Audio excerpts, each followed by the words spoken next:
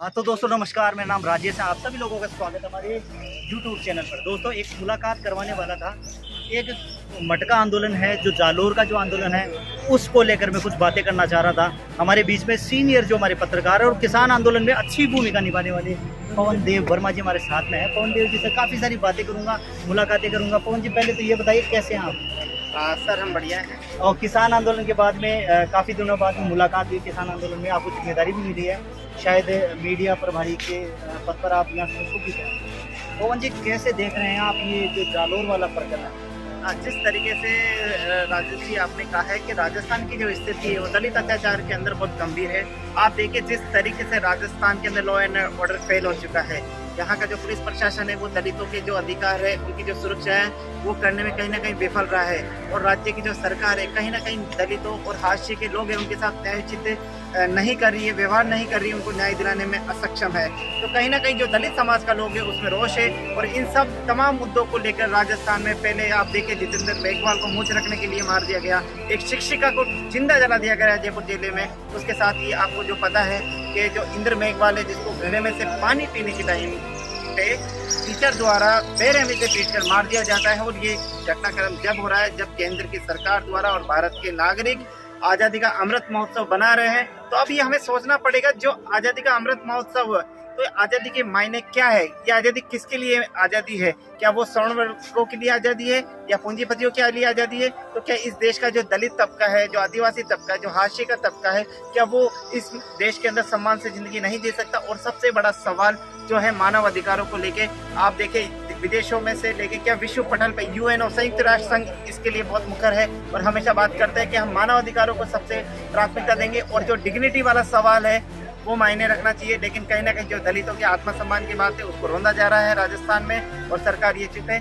अब जो दलित समाज का युवा है वो जाग उठा है और इसके लिए मजबूती संघर्ष कर रहा है। और हम उम्मीद करते हैं कि आज़ादी का जो अमृत महोत्सव है इसमें व्यवस्थाएं सुधरे और कहीं ना कहीं सभी समाज के लोगों को समानता का अधिकार मिले। राजस्थान में कांग्रेस की सरकार है, दलित हितैषी सरकार है, फिर उसका रवैया दलितों के प्रति इस तरीके का कैसे कि एक सब लोग जालोर प्रकरण में पीड़ित से मिलने चले गए, मात्र आपके जो दलित हितैषी जो लीडर्स थे वो उन तक नहीं पहुंच पाए, ऐसा क्यों? सर सबसे बड़ी बात तो मैं आपको बता दूं, ये बहुत बड़ी मिथ्या है कि दलितों के हितैषी कांग्रेस सरकार है। कांग्रेस और बीजेपी में कोई ज़्यादा अंतर नहीं है, एक कट्टर है तो एक सॉफ्ट कॉर्नर है, लेकिन अत्याचार दोनों के आंदोलन में हो रहा है। बीजेपी की विचारधारा है वो डायरेक्ट अटैक करती है, जहाँ कांग्रेस की वो चुप रह के सब चीज़ें कर रही है। तो कहीं ना कहीं मैं आपको बता दूं दोनों में कोई ज़्यादा बड़ा अंतर नहीं है। और ये जो हाशिए के लोग हैं, दलित है, आदिवासी है, वंचित है, अल्पसंख्यक है, इनके अधिकारों पर इनके अधिकारों पर कुठाराघात करिए। और ये जो सरकार है वो मुक्त दर्शक बनी हुई रहती है। कांग्रेस में 4 कैबिनेट मंत्री, उनके लिए क्या कहना चाहोगे? कितनी आवाज़ वो इस पीड़ित की बुलंद कर पाए? देखो वर्तमान में जो 4 कैबिनेट मंत्रियों की आप बात कर रहे हो कहीं ना कहीं वो सत्ता से बंधे हुए हैं, उनके ऊपर प्रेशर है। लेकिन उन्हें ये चीज़ समझना पड़ेगा कि राजनीति के और सत्ता के गलियारों में, लोकतंत्र के गलियारों में आवाज़ बुलंद होनी चाहिए।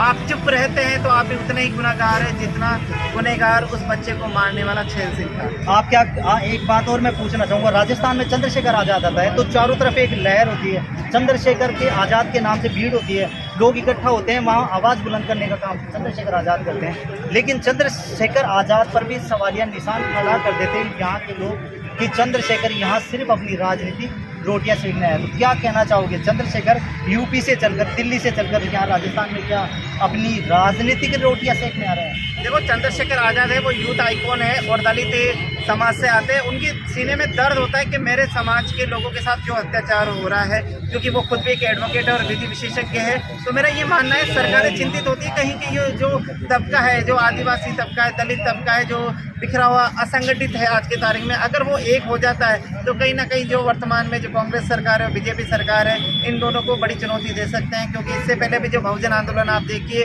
दलितों ने अपने आत्मसम्मान के लिए संघर्ष किया, आगे आए और उन्होंने परिस्थितियां बदली। तो इस वक्त मैं अंबेडकर सर्किल खड़ा हूँ जयपुर में। आपको बता दूँ चंद्रशेखर आज़ाद जी के आह्वान पर आज पूरे भारतवर्ष में एक कैंडल जो मार्च किया जा रहा है, उसी को लेकर के मैं भी यहाँ रूबरू होने आया था, लोगों को देखने आया था किस तरीके का आंदोलन अब आगे चलने वाला है। जालोर की ये घटना है और पूरे देश में रोष है। बहुत बहुत धन्यवाद, आपने मुझे सुना, देखा, बहुत